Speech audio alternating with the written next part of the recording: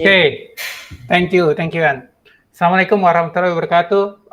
Pagi semuanya. Seperti biasa, di setiap 2 minggu sekali kita akan ada sharing session dari Ngobrolin Tech, dan today temanya ini tentang pengenalan Elasticsearch, dan narsum atau speaker yang akan membawakan materi ini adalah saudara Saldi Yoga, dan kepadanya saya persilakan. Monggo Mas Saldi. Iya, oke, bentar, sebentar dulu. Ada gangguan teknis.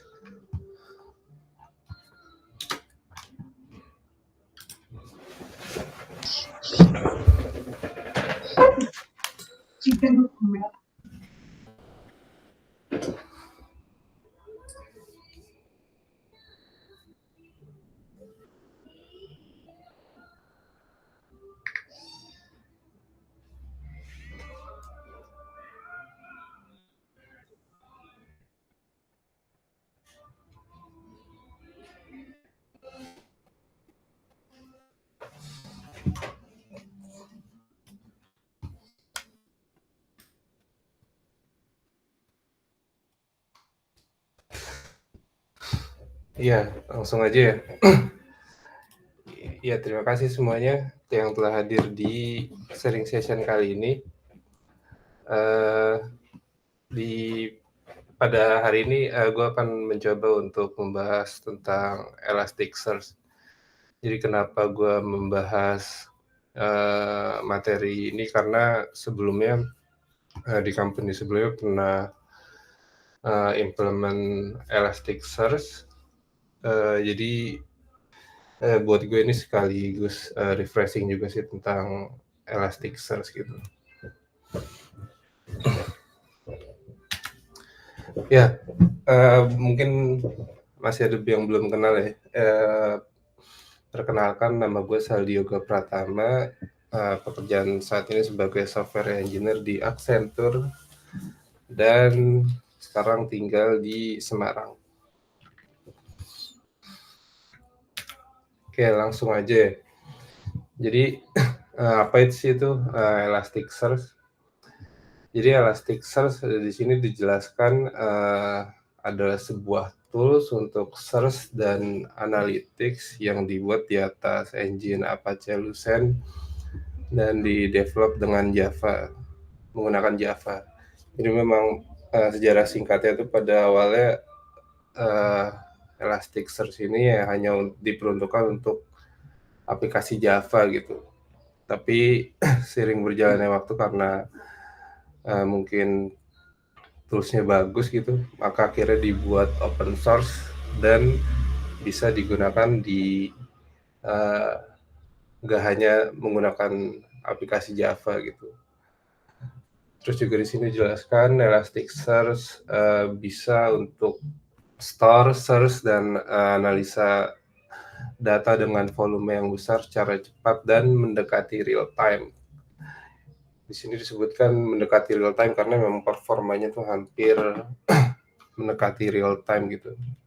Respon time-nya dalam hitungan milisecond untuk handle data dengan volume yang besar. Elasticsearch juga menggunakan struktur data berbasis dokumen, berbeda dengan RDBMS kayak Postgre atau MySQL yang menggunakan table dan skema gitu. Kalau di Elasticsearch dia menggunakan JSON sebagai dokumennya. Jadi pada intinya kita bisa menyimpulkan bahwa Elasticsearch itu sederhananya sebagai sebuah server yang memproses JSON request dan mengembalikan JSON request juga, JSON data juga gitu. Oke, mungkin itu penjelasan sederhana tentang Elasticsearch. Terus benefits menggunakan Elasticsearch. Yang pertama, speed and performance. Jadi Elasticsearch itu memang dirancang untuk menghasilkan hasil pencarian dengan hasil yang sangat cepat gitu. Ini juga bagus untuk aplikasi yang memang kecepatan itu salah satu faktor yang sangat diperhitungkan gitu. Performanya juga bagus, bisa nge-handle data dengan volume yang besar dengan hasil waktu yang sangat cepat.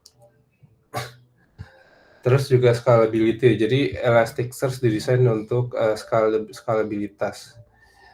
Jadi misalnya aplikasi kita tumbuh semakin besar juga Elasticsearch juga dengan mudah bisa di scale lagi gitu, menyesuaikan dengan kebutuhan aplikasi kita. Misalnya mau nambah memori, cluster, atau lain-lainnya. Kemudian ada complementary tooling and plugins. Jadi karena sifatnya open source, jadi bisa menggunakannya secara gratis. Dan juga terdapat beberapa tools yang sangat powerful gitu jika dikombinasikan dengan Elasticsearch. Kalian kalau mungkin pernah dengar nama ILK Stack, yaitu Elasticsearch, Kibana, dan Logstash itu salah satu perpaduan tools yang sangat powerful gitu.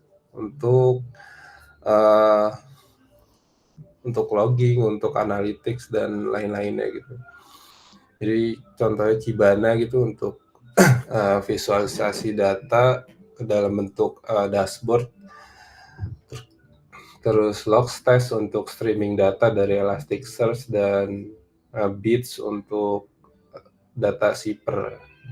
Jadi tools tersebut populer dengan istilah ILK Stack. Terus ini real time operation, jadi karena hasilnya sangat cepat ya bisa dibilang hampir mendekati real time gitu.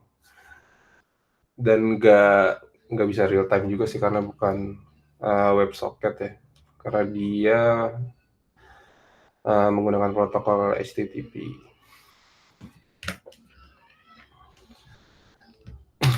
Selanjutnya ada Elasticsearch use case. Jadi use case apa aja sih yang cocok untuk menggunakan Elasticsearch?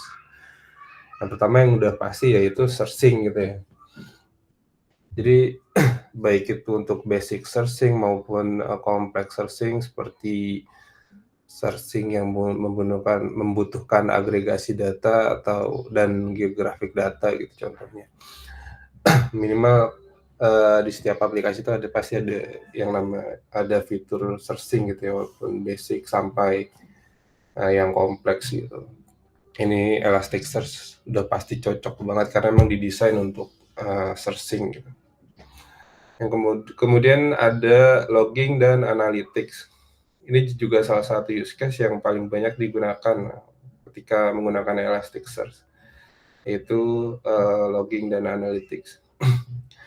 Jadi gue juga pernah punya pengalaman di company sebelumnya menggunakan ILK Stack sebagai tools untuk distributed logging di aplikasi microservice, dan itu sangat bagus sih, sangat powerful untuk mendistribusi log dari aplikasi ke Elasticsearch dan searching data logs tersebut gitu.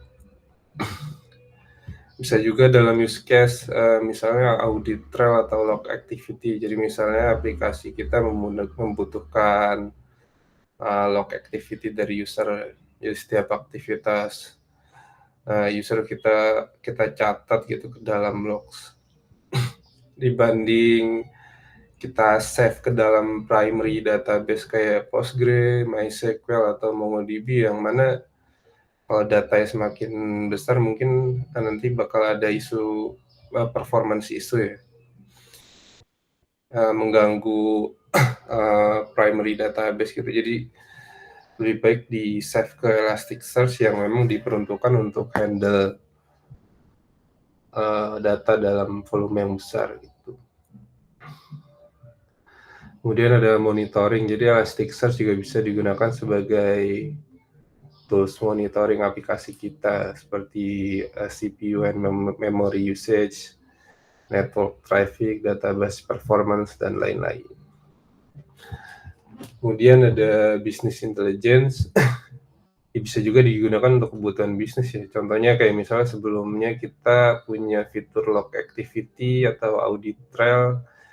Jadi kita bisa menganalisa nih aktivitas dari user tersebut. Misalnya untuk kebutuhan bisnis kayak misalnya pemberian promo gitu. Ya, jadi itu use case yang paling cocok untuk menggunakan Elasticsearch. Sebenarnya mungkin masih banyak ya use case lain, contoh kayak misalnya mungkin bisa juga buat security analytics, tapi pada kesempatan kali ini cukup sampai sini aja use case yang dibahas. Kemudian kan tadi dijelasin ya kalau misalnya salah satu keuntungan menggunakan Elasticsearch adalah karena kecepatan dan performanya. Mungkin di sini akan dijelaskan kenapa bisa Elasticsearch itu bisa handle dengan sangat cepat. Jadi simpelnya di sini ada cluster, ada index atau index, ada node, ada source dan dokumen di dalam ekosistem Elasticsearch. Oke, untuk lebih detailnya, yang pertama ada cluster ya. Cluster itu simpelnya kumpulan dari beberapa node atau Elasticsearch instance, di mana node itu bisa berkomunikasi satu sama lain.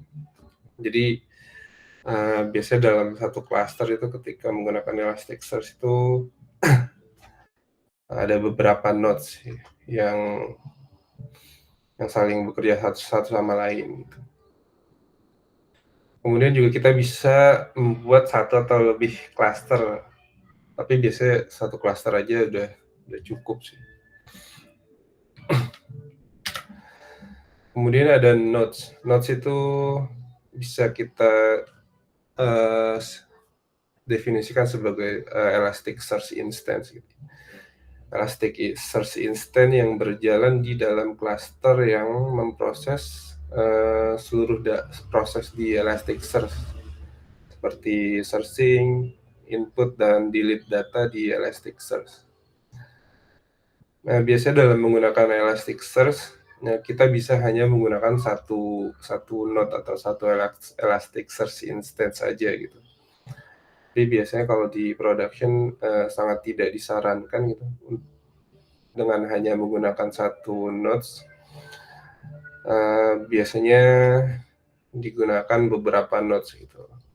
Alasannya karena ketika sebuah node itu mengalami masalah gitu, misal masalah jaringan atau instance-nya mati, jadi Elasticsearch itu masih bisa tetap berjalan gitu, nggak hanya tergantung pada satu node doang. Kalau ditarik dari pengertian Elasticsearch, di mana Elasticsearch itu merupakan sistem terdistribusi. Jadi seluruh proses yang ada di dalam Elasticsearch itu tidak hanya dilakukan di satu node. Jadi contohnya misal kita insert data gitu ya. Insert data ke Elasticsearch, di mana Elasticsearch ini nanti dia nggak akan menyimpan di satu node saja. Itu didistribusi ke beberapa nodes gitu. Bisa jadi datanya itu disimpan di node 1 dan 2 atau di node 2 dan node 3 gitu. Itu dilakukan secara otomatis sama Elasticsearch ya. Dia punya mekanisme sendiri untuk pendistribusiannya gitu. Dan ketika terjadi sebuah request searching gitu, searching query,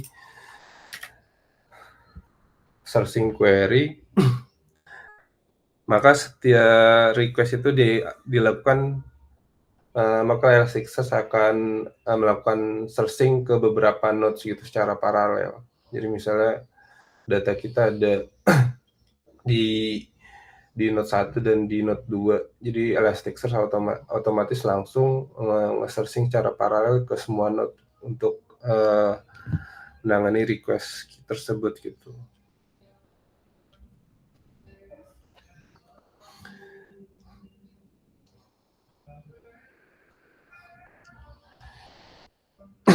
Kemudian jadi itu sih tentang nodes. nodes di Elasticsearch. Kemudian ada di dalam nodes itu ada juga namanya shards atau partisi. Jadi ketika data itu disimpan di dalam node atau di dalam indeks itu sebenarnya nanti akan membagi lagi beberapa partisi gitu. Jadi dalam satu node ini, di mana node ini yang digunakan untuk memproses data gitu, untuk insert data, nanti dia mempunyai beberapa partisi lagi gitu. Jadi nggak cuma disimpan di dalam satu partisi. Jadi defaultnya ketika ada sebuah indeks itu dibagi ke dalam 5 partisi defaultnya. Itu juga bisa ditentuin jumlah partisinya. Tapi defaultnya Elasticsearch akan membuat 5 partisi dari sebuah indeks.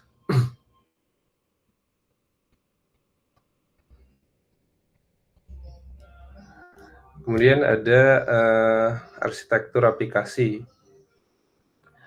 Jadi ketika kita ingin implement Elasticsearch di aplikasi kita harus memposisikan Elasticsearch itu sebagai database pendamping atau database pelengkap dari database utama ya. Hal ini karena Elasticsearch itu tidak bisa dijadikan sebagai database utama karena beberapa alasan. Kayak misalnya tidak mendukung operasi transaksi dokumen atau transaction gitu kalau di SQL.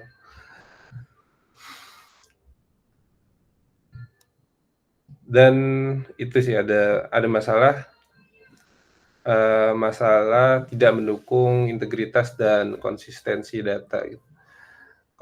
Kalau di database itu namanya ACID ya, atomicity, inconsistency, durability, dan isolation. Itu enggak sepenuhnya mendukung properti ACID gitu. Jadi tujuan utama ketika kita menggunakan Elasticsearch yaitu ya hanya untuk searching gitu ya, hanya untuk specific purpose. Nggak bisa dibuat sebagai primary database dalam aplikasi kita gitu.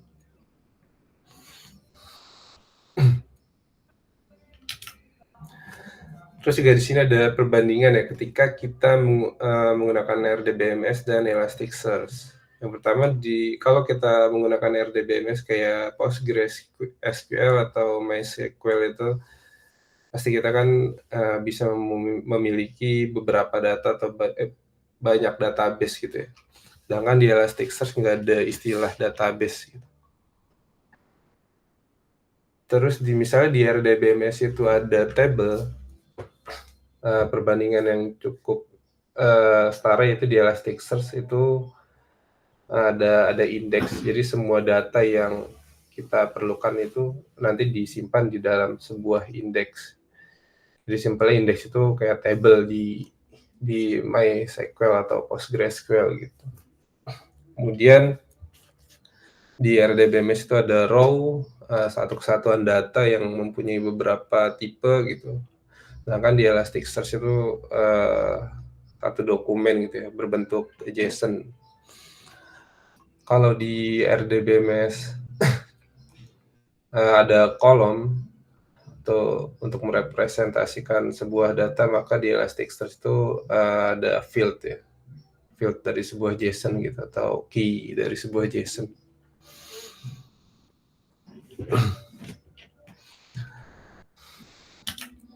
Kemudian juga di sini ada simple use case ketika menggunakan Elasticsearch. Jadi biasanya kan di aplikasi kita gitu ada basic searching gitu ya untuk pencarian dari sebuah table gitu untuk sebuah fitur kayak misalnya produk gitu. Jadi kalau misalnya aplikasi kita masih kecil sih nggak masalah pakai basic searching dari fitur Postgre atau MySQL gitu. Kayak misalnya select from products gitu. Tapi kalau misalnya aplikasi kita bertumbuh semakin besar, misalnya mempunyai, ratusan ribu data atau bahkan sampai jutaan, itu bakal menjadi sebuah problem gitu ketika fitur basic searching itu dipakai secara terus-menerus gitu. Dan Elasticsearch, sangat cocok untuk, mengatasi masalah ini karena, eee, memang didesain untuk searching gitu. Terus juga kalau misalnya kita ingin, melakukan searching dengan beberapa fitur tambahan gitu, kayak misalnya, eee, menggunakan, regular expression atau yang lain-lain itu, Elasticsearch itu sangat mudah sih untuk meng-handle searching. Kemudian, use case yang kedua itu untuk, agregasi data atau pengelompokan data gitu. Jadi salah satu contoh, di salah satu e-commerce di Indonesia gitu, di fitur pencariannya ini contoh agregasi datanya seperti berikut. Jadi bayangkan kalau misalnya ini dilakukan menggunakan, SQL gitu. Kita harus grouping dulu nih kategorinya, terus beberapa kategori kayak misalnya ada jenis tokonya, lokasinya gitu. Terus kemudian melakukan pencariannya, terus filteringnya, ada sortingnya juga gitu. Kalau menggunakan SQL pasti performanya nggak jelek banget gitu karena dalam satu fitur ini aja kita bisa meng-query mungkin bisa 5 kali query gitu ya. Tambah grouping kategorinya, terus kemudian kategorinya juga banyak, jadi beberapa kali grouping kemudian harus mencari datanya gitu.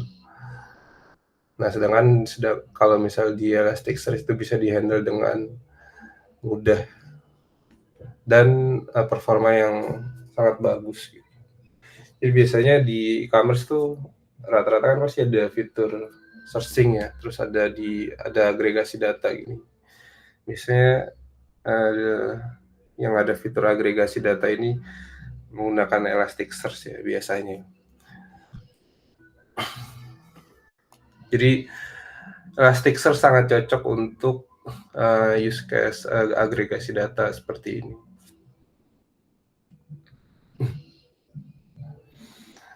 Kemudian juga bisa menggunakan mengatasi masalah use case autocomplete. Jadi misalnya kita pengen searching sebuah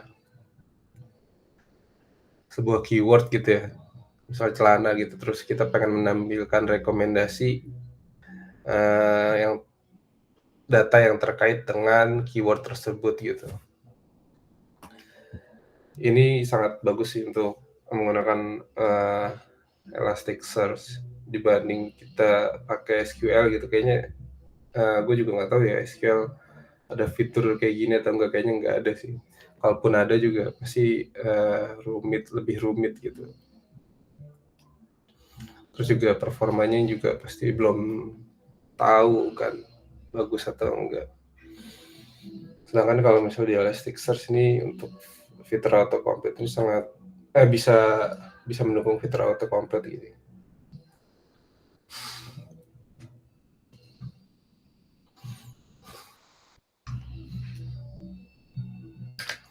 Ya, jadi itu sih pembahasan tentang Elasticsearch.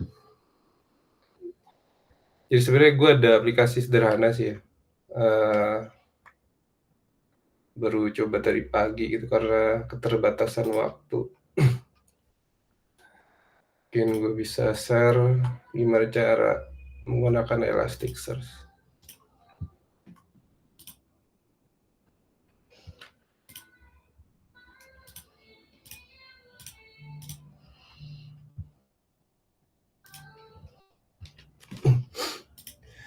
Jadi untuk menggunakan Elasticsearch biasanya bisa menginstal langsung gitu ya. bisa download di dokumentasi resminya dan diinstal di berbagai OS gitu, Windows atau Linux atau macOS, tapi gue di sini menggunakan Docker Compose. Jadi untuk development atau testing sih nggak masalah sih, menggunakan satu node saja gitu. Tapi kalau di production disarankan minimal kita menggunakan beberapa node gitu. Terus untuk bisa menggunakan Elasticsearch kita juga menggunakan protokol HTTP untuk komunikasi ke Elasticsearch. Jadi kayak misalnya create sebuah index gitu. Ini bisa dilakukan di menggunakan protokol HTTP gitu. Terus untuk get data di sini gue udah punya sebuah index untuk menampung data. Ini namanya index products gitu. Terus untuk melakukan pencariannya jadi langsung aja endpoint products, search sama size-nya gitu. Jadi responnya tuh kayak gini ya.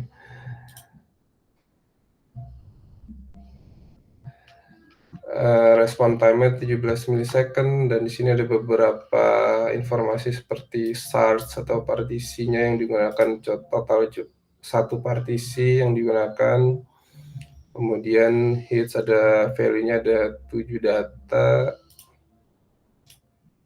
dan result-nya seperti ini. Jadi dia ya seperti yang tadi sebelumnya dijelaskan, dia itu berbentuk JSON dokumen gitu ya untuk store datanya.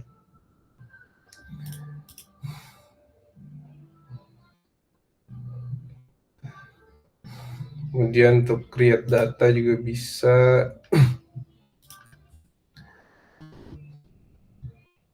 menggunakan protokol HTTP POST.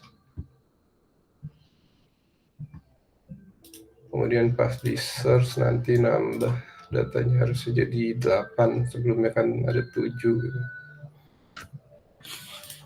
Nah, kemudian di Elasticsearch itu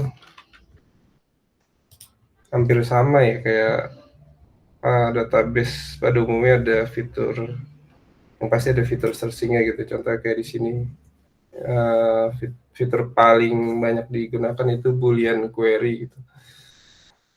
Jadi di sini ada mask, ada filter, ada sort, must not. Jadi must itu kalau di SQL mungkin kayak and, sedangkan sort itu kayak or gitu. Terus dia juga bisa kayak SQL gitu ya.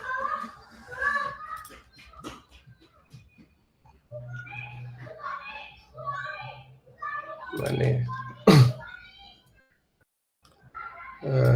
Bisa filtering atau query dengan gaya SQL gitu. Contohnya kayak gini, query select from library order by page count.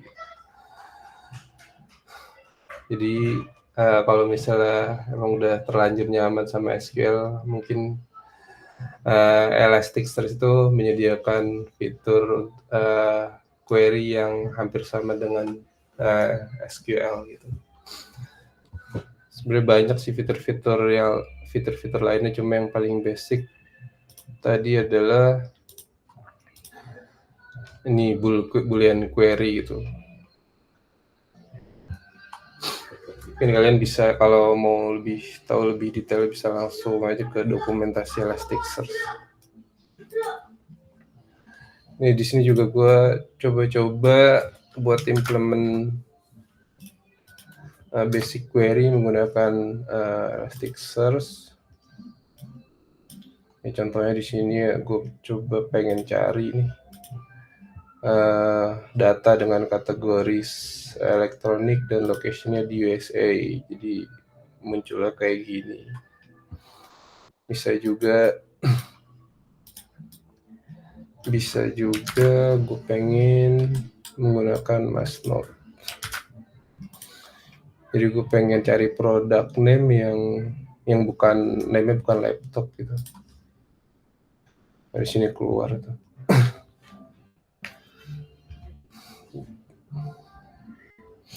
Jadi seperti yang gue jelaskan pada section tentang Elasticsearch, jadi sebenarnya Elasticsearch tuh bisa dianalogikan sebagai sebuah server yang memproses JSON request dan menghasilkan JSON request juga, JSON data juga gitu.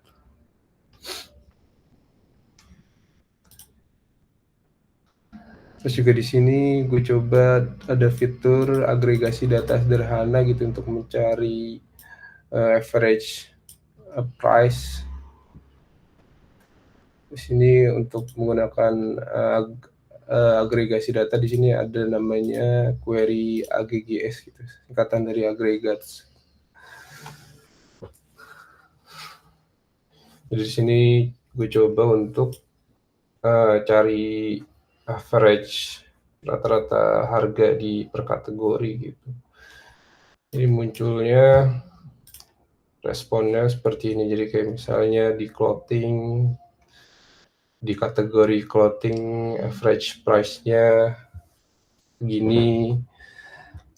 Untuk kategori electronics average price-nya segini gitu. Jadi agregasi di Elasticsearch itu sangat mudah sih harusnya dibanding dengan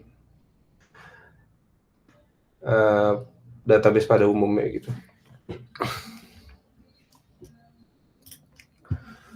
Oke, mungkin itu aja sih presentasinya.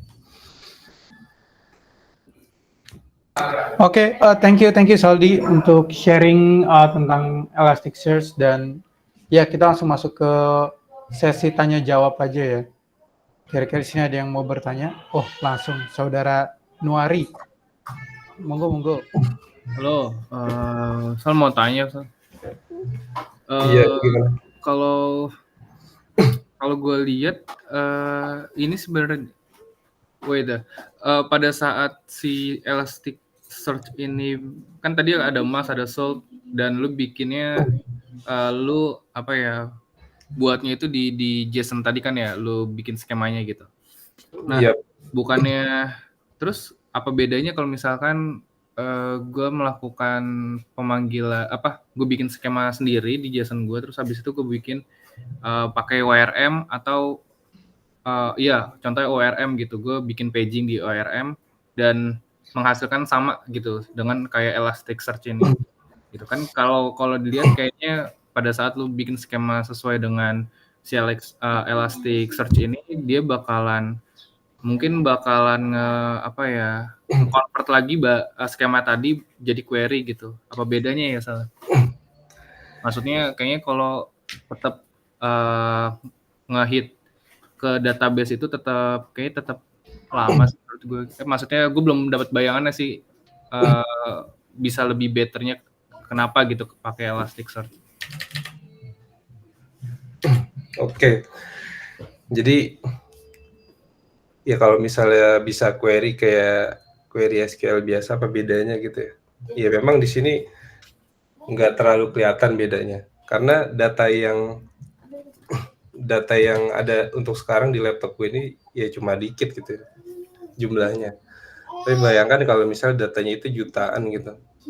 Dan kalau misalkan andaikan jutaan di Elasticsearch itu juga diatur kan pagingnya gitu kan ya? Apa enggak? Apa pada saat data itu banyak terus kita bisa dapetin misalkan 1000 data gitu langsung? Itu ya bisa diatur juga di Elasticsearch. Tapi andaikan kalau nggak diatur tetap lama kan performance-nya? Enggak dong. Oh enggak. Iya. Ya karena emang Elasticsearch dirancang untuk specific purpose gitu ya, untuk searching gitu. Jadi secara performa sangat jauh lebih bagus dibanding menggunakan fitur search-nya dari SQL gitu. Ini juga yang gue tampilin itu sebenarnya kan cuma basic doang ya. Kayak mas gitu. Nanti di fitur advance-nya ada namanya analyzer, jadi kita bisa searching autocorrect gitu, kayak misalnya kita mau mencari produk misal namanya PlayStation gitu, terus play-nya tuh dipisah gitu, play spasi station, sedangkan di produk itu user banyak create produk tuh namanya beda-beda, kayak ada PlayStation, play sama stationnya digabung, PlayStationnya di play sama stationnya diubah gitu. Dan itu Nah, dia ada fiturnya sendiri untuk autocorrect gitu. Dan terus sama ini sorry gue potong. Kalau ya apa ya? Ini kan kalau di skemanya itu harus aplikasi ke Elasticsearch atau ke primary database kan gitu. Kalau primary database kan yang tadi kita langsung pakai SQL atau ORM gitu ya. Nah, kalau Elasticsearch ini berarti kita gimana ya? Gue belum pernah coba sih ya. Maksud gue gimana cara dia nge-hit si datanya gitu ke database gitu. Itu boleh lihat code lu nggak, Sal? enggak, jadi nggak ada kodenya sih di sini. Oh gitu. Iya, jadi gue langsung install di Elasticsearch terus langsung lakukan query gitu. Jadi kalau di real case-nya di aplikasi kita ketika mengimplementasi Elasticsearch, jadi ketika ada proses insert data ke primary database kita gitu, nah aplikasi kita juga harus nge-handle untuk insert data ke Elasticsearch gitu. Jadi ada 2 kali. Enggak. Sal. Oke, gue boleh simpulin sedikit nggak, Sal? Iya. Jadi pada saat gue nge-create atau buat apa ya aktivitas di database gue gitu, itu secara nggak langsung Elasticsearch ini bikin log gitu ya. Kenapa jadinya dia bisa lebih cepat gitu? Iya nggak sih? Iya, kita bisa analogikan Elasticsearch itu ngebuat log gitu. Oh, berarti nggak langsung dia bisa tanpa dia nyentuh database gue, dia bisa nge-search data ya? Enggak, dia tuh nggak bersinggungan sama primary database, dia tuh bekerja secara independen gitu, secara sendiri. Yang tadi pada saat lu bilang itu ya, yang lu nge-create sesuatu ke database, terus dia juga ada nge-hit juga ke Elasticsearch buat dicatat lah intinya gitu ya? Ya betul, jadi intinya kalau misalnya aplikasi kita ada proses insert data, jadi data itu harus masuk juga ke Elasticsearch gitu. Terus juga yang membedakan SQL sama Elasticsearch, jadi seperti yang gue jelaskan tadi gitu ya, Elasticsearch itu sistem terdistribusi, jadi ketika insert ke Elasticsearch data, dia juga mendistribusikan data ini ke beberapa node di dalam arsitekturnya. Sedangkan kalau misalnya pakai SQL gitu kan, ya lu insert ya udah ke satu database gitu. Iya. Oh gitu. Oke, Sal. Thank you. Ya, jadi emang perbedaannya ya nggak terlihat sih kalau memang datanya itu cuma dikit gitu ya. Mungkin kalau datanya cuma dikit ya kita nggak perlu Elasticsearch juga gitu. Tapi kalau misalnya datanya di aplikasi kita itu growing gitu ya, datanya bisa ratusan ribu rows atau data jutaan rows gitu. Itu Elasticsearch berguna banget gitu untuk searching gitu. Terus kalau nggak apa-apa ya, tanya lagi ya. Iya. Kalau kan tadi dibilang pada saat gue nge-create itu distribusi juga ke Elasticsearch gitu ya. Gimana cara gue ngelihat apa aja sih yang data yang udah ada di Elasticsearch gitu, gimana ya caranya? Kan kalau DB kan bisa aja buka manajemen sistem query gitu kan. Elasticsearch gitu gimana?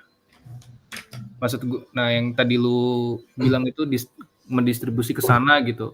Nah terus gimana caranya gue bisa ngeliat datanya gitu? Oh, di situ juga ya? Nggak ada dashboard nggak sih? Nggak ada sih, defaultnya nggak ada dashboard. Tapi kalau misalnya kita integrasiin Elasticsearch ke Kibana, namanya Kibana.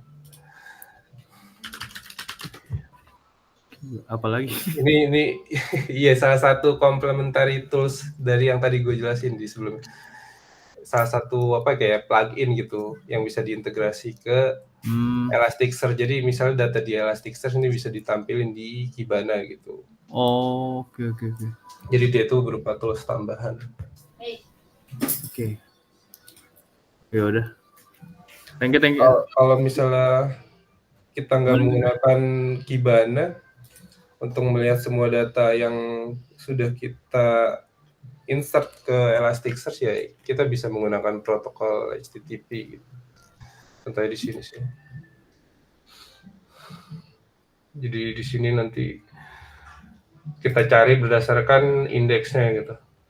Di indeks mana mau kita cari datanya, nanti muncul datanya. Oh. Ini pada saat lu cari datanya ini nggak berhubungan dengan si DB kan, Sal? Iya, bener. Berarti kayak semacam cookies atau cache gitu? Enggak, bukan cookies sih. Ya, kayak database, kayak primary database, cuma emang Iya, pertanyaan gue tuh dia nyimpannya di mana ya? dia nyimpannya di memori hard disk, karena kan ketika lu nginstal Elasticsearch ya dia kayak ngebuat sebuah database pada umumnya gitu kan. Nah, itu di sini gua buat Elasticsearch pakai kontainer, Docker container, ya hampir sama kayak database gitu, dia nyimpannya ke hard disk gitu. Oh.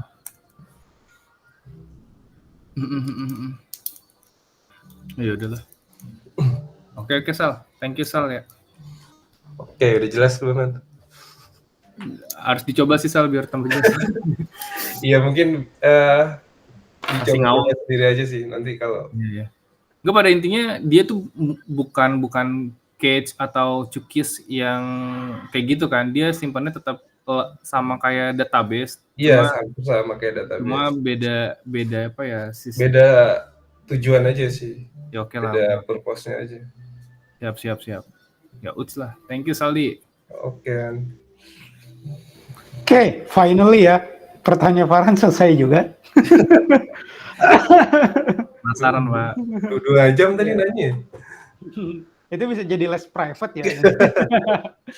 Oke. Ya, thank you Farhan, thank you Saldi udah jawab juga tadi ya. Mungkin next ada yang mau bertanya lagi? Oke, Bagas, monggo Gas. Tumben ya Bagas biasanya standby and leave. Yes, enggak dong, kali ini udah nggak ngantuk gua. Sal, nanya dong, Sal. Iya, gimana guys? Tadi kan yang lu jelasin ke Farhan itu ketika dia nge-insert ke DB sih elastisnya juga secara independen juga nge-insert ke node-nya dia lah ya.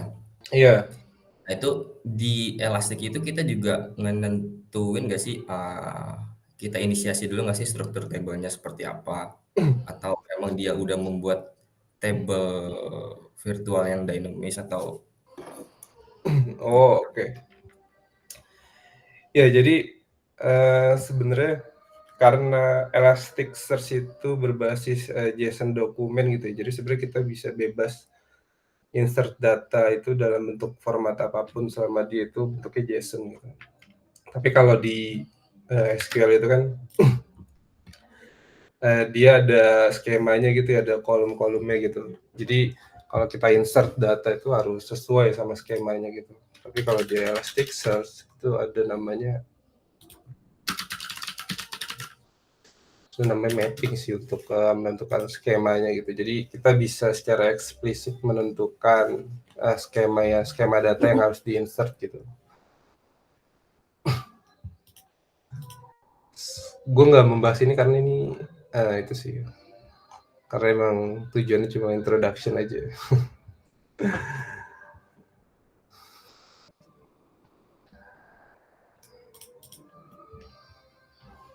Nah, jadi misalnya kita pengen kita pengen di indeks, di spesifik indeks itu datanya kita tentuin nih formatnya harus kayak gimana gitu, datanya, tipe datanya seperti apa gitu. Ini bisa dibuat skema atau namanya mapping di Elasticsearch gitu. Contohnya kayak misal di indeks ini, gue pengen propertinya ada age, email, sama name. Jadi age itu tipe datanya integer, terus email itu tipe datanya keyword, atau name itu tipe datanya text gitu. Jadi kita bisa bebas mau kita tentuin skema atau mappingnya, atau kita bisa atau enggak ditentuin gitu. Jadi bebas insert data dalam formatnya, dalam format apapun gitu. Cuma memang bagusnya ya dibuat si formatnya jadi biar apa ya, konsisten juga datanya gitu. Jangan nanti tiba-tiba age hilang, name hilang gitu. Gitu sih guys, kalau di Elasticsearch dia ada namanya mapping. Mirip-mirip skema di SQL. Harus ada effort lagi ya buat biar equals sama kayak DB ya. Iya, tapi itu sifatnya ya lu bisa define atau enggak gitu. Kalau di sini kan gue misalnya gue punya indeks namanya products gitu ya. Terus gue coba misalnya format yang sebelumnya gue insert tuh kayak gini, ada kategori price, name, location gitu. Terus gue coba insert dengan format yang beda gitu.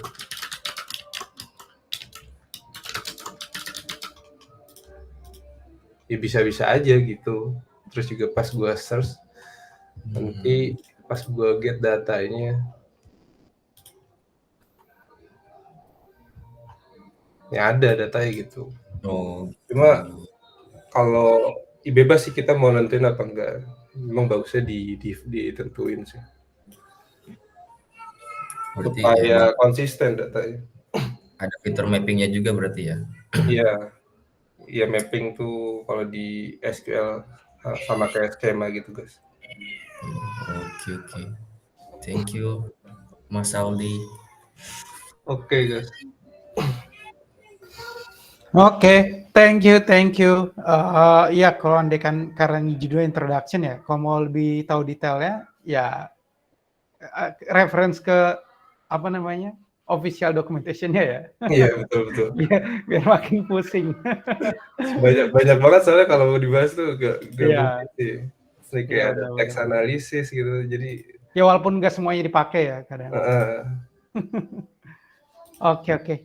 So, gue ada satu pertanyaan, nggak tahu deh ini pertanyaan atau bukan ya. So far selama lu pakai Elasticsearch, gimana cara lu make it gimana cara lu ensure bahwa data primary sama Elasticsearch nanti punya konsistensi yang tinggi gitu? Oh, oke. Karena kan pasti kok kayak gini kan challenge-nya lu kan nge-share data ya between primary sama Elasticsearch gitu. Ketika lu nge-share itu kan berarti akan ada possibility different data gitu. Kalau di-compare antara Elasticsearch sama primary datanya gitu. Nah, gue so far pernah pelajarin tentang database replication ya, dan ya secara mekanisme sama-sama nge-share data gitu kan. Dan yang jadi challenge-nya adalah ketika make it consistent gitu. Nah, kalau di Elasticsearch sendiri lu biasanya pakai metode apa? Oh, oke. Jadi gimana cara sinkronisasi antara primary database sama Elasticsearch gitu ya. Jadi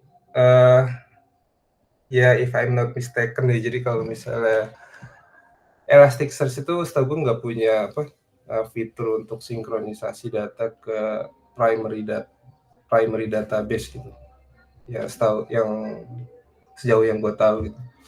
Jadi gimana cara make sure datanya itu konsisten antara primary database, itu justru mungkin yang pernah gue lakuin adalah gue harus memastikan dulu sih di aplikasi ya, di sisi aplikasi, kalau misal data itu udah di-insert ke database gitu. Jadi kalau misalnya datanya itu sukses di insert di primary database, ya gue insert ke Elasticsearch gitu. Tapi kalau misalnya datanya nggak sukses, not sukses, insert ke primary database, jadi gue nggak bakal insert ke Elasticsearch. Itu solusi paling sederhana yang pernah gue lakuin gitu. Ya mungkin ada solusi advance yang belum gue ketahui gitu. Tapi yang paling sederhana mungkin itu sih caranya. Oh, berarti so far selama lu pakai itu baru itu aja ya? Baru gitu aja ya? Maksudnya belum ada mekanisme lainnya ya? Iya. At least based on experience lah. Iya gitu. Oke, sih. Got it. Terus tadi apa ya? Gue mau tanya something but I forgot. Ya udah, let's go. Oh iya. Jadi ketika dia mau share ke Elasticsearch tuh memang harus sinkronus ya?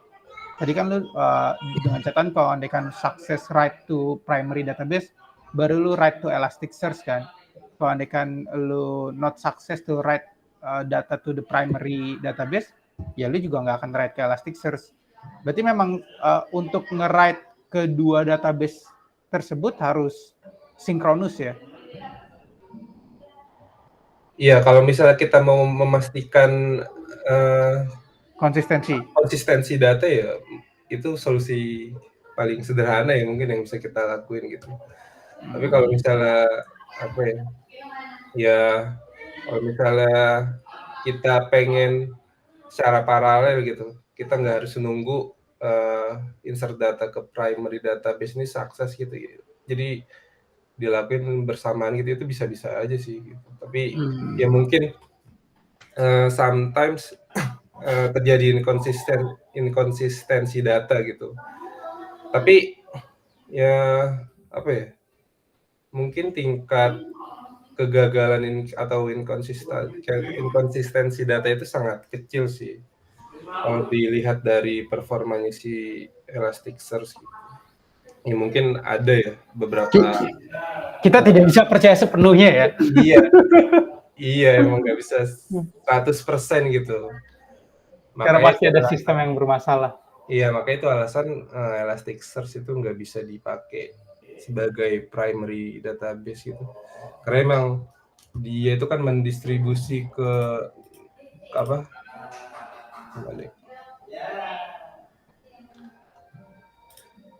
beberapa node ya ketika kita insert data gitu. Kita nggak ada jaminan bahwa ya data itu bakal sukses di distribusi gitu. Oke, got it. Oke, enough sih from me, Sal. Thank you ya. Oke, Bang. Oke, yes, sebelum kita close mungkin Ilham atau Rehan ada pertanyaan? 1, 2, 3. Oke, gue rasa nggak ada ya. Kalau gitu ya kita bisa close sesi kali ini. Thank you once again buat Saldi dan juga buat yang lain karena udah hadir. Dan ya semoga materi hari ini bisa bermanfaat bagi diri kita ataupun teman-teman yang nonton nanti di channel YouTube Ngobrolin Tech. Kalau gitu, gue pamit mengundurkan diri. Sekali lagi, terima kasih semuanya. Assalamualaikum warahmatullahi wabarakatuh. Waalaikumsalam warahmatullahi wabarakatuh. Thank you guys.